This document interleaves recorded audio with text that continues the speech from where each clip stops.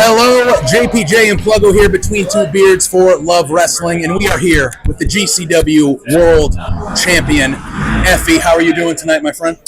It's 2 in the morning. Wait, do I have to go all the way up here? No, you can go right there. Yeah. It's 2 in the morning. I drove 10 hours. What was supposed to be a 7-hour flight from Atlanta. I drove because I was scared of the airport this week because of our president.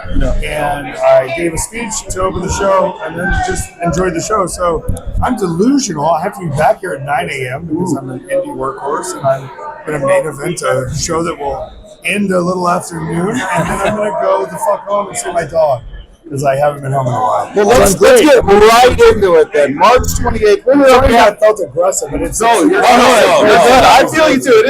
We've been doing the grind. We're not indie workhorses like you. But March 28th, we're here for Love Wrestling. You're defending that GCW championship match against Stephen Crow of the Clandestine Wrestling Society. He said that he's taking that thing from you and bringing it to Edmonton. How do you feel about that? Listen to what you just said, right? March 28th. Today is what?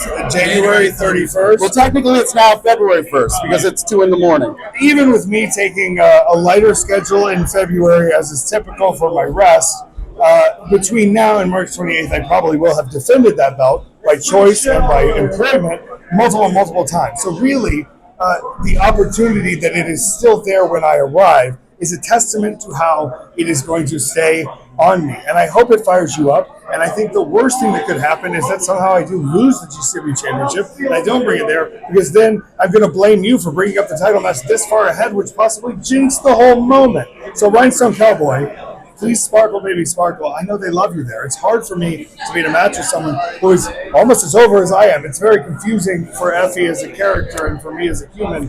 So I don't think you're going to get the nicest version. And who knows at that point how ragged from the road I will have been through many title defenses. Connor Mills in France last week, I mean, you can tell there's a target on top of the regular target on me, because Lord, these boys are beating the shit out of me or sneaking me into their egg scandals.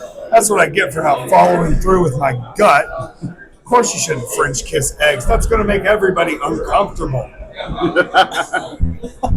Last one for me. You know, the GCW title being defended outside of GCW is something that doesn't happen all the time. So how do you feel being able to take that title to all these different promotions like LPW and March and defend that title all over the world? Make sure you clip this, because this is important, I think, for everyone here.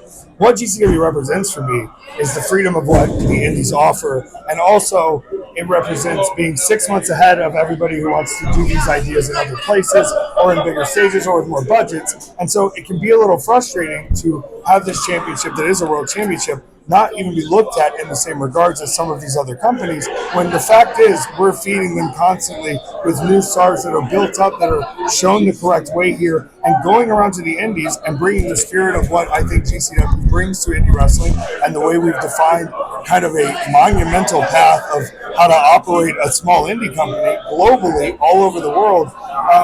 I want to make sure that we have the strength at all levels at every place in the indies, and I'm treating it like an old school territory belt where anywhere I go, why would you not have an opportunity at it? You can say, oh, they didn't earn it, but I'm pretty sure I get to decide when and where I put my risk up when I want to play my hand. Yeah. So Stephen Crow, you've got almost, honestly, 2 months. Yeah, about 2 months. To prepare yourself, and I have to remind people, there's no way to prepare for EFFY. I don't even know what the fuck I'm going to do.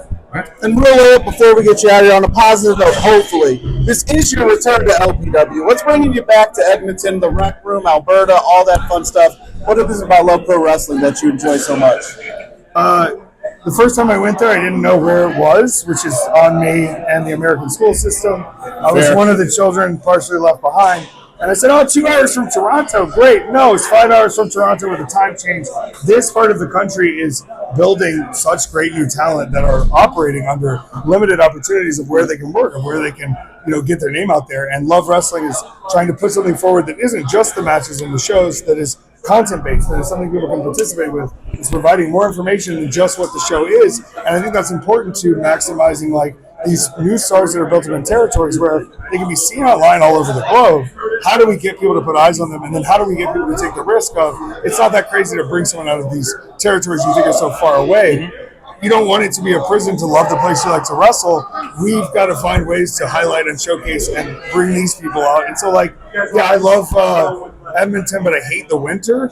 But more than anything, you know, the talent that is there and the people I've gotten to work with, you know, when I've been in that part of Canada, is worth highlighting. And it's like, I'm not trying to goody two shoes you guys. Oh, I mean, also like, you tell us how you really selfishly, the health of every level of wrestling is the health of my income and finances. And so I want to make sure that roots are everywhere where shows can keep drawing, people can keep the fans entertained, things can keep expanding on their own ideas. And, you know, bringing that spirit in and putting on a sick GCW match for the title at these promotions is a great way to do it. We love it. Oh, yeah. Well, it sounds like you're ready for March 28th. Stephen Crow, you better be ready for March 28th. It's the GCW World Champion, EFFY, and we're out. We'll see you March 28th at the Rec Room.